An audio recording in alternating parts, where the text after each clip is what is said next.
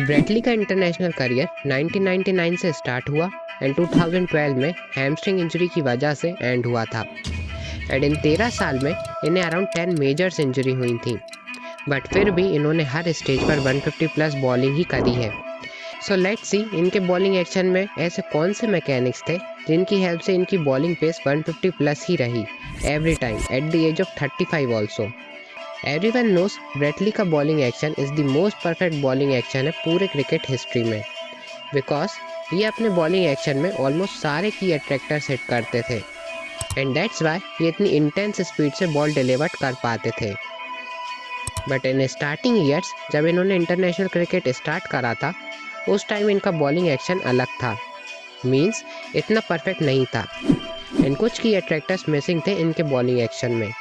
Like starting में इनका लोडअप above the shoulder था, जिससे इनका बॉलिंग आर्म बहुत ज़्यादा डिले होता था, प्लस इनका bowling arm and non bowling arm एक साथ वर्क नहीं करते थे, जिससे he can't hit the star position. And starting में इनके बॉलिंग एक्शन में बहुत ज़्यादा लेटरल फ्लेक्शन भी था। After lots of trials and experiment he figure it out कि इनके लिए कौन सा लोडअप सही रहेगा जिससे ये सारे की अट्रैक्टर्स हिट कर सकें।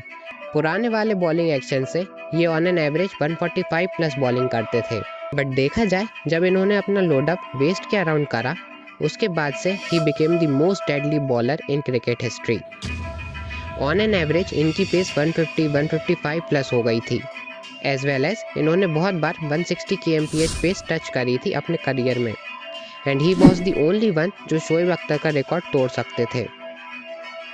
बट लोडअप चेंज करने के बाद एंड अपने बॉलिंग एक्शन को मोस्ट परफेक्ट बनाने के बाद भी इन्हें काफ़ी सारी इंजरीज हुई।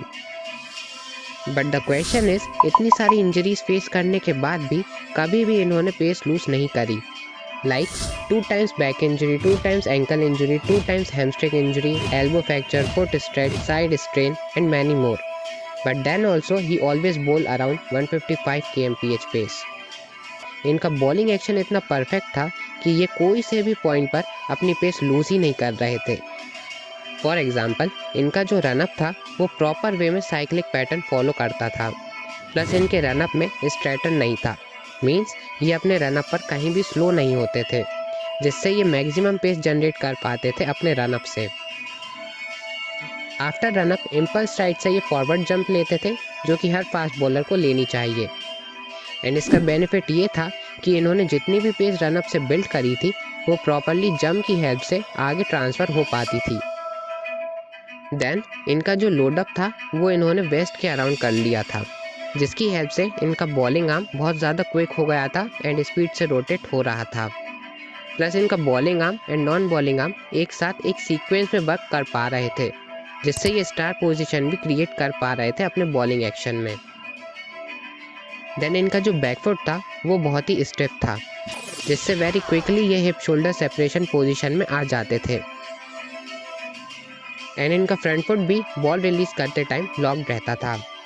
दैट्स वाई इंजरीज का इनकी पेस पर बिल्कुल भी इफेक्ट नहीं पड़ता था एंड ये ईजिली 155 kmph पेस जनरेट कर पाते थे। नाउ इफ आप स्विंग बॉलिंग का सीक्रेट जानना चाहते हो एंड स्विंग बॉल डिलीवर करना चाहते हो in both sides, then click on to the left video, मैं आपको वहीं मिलूंगा।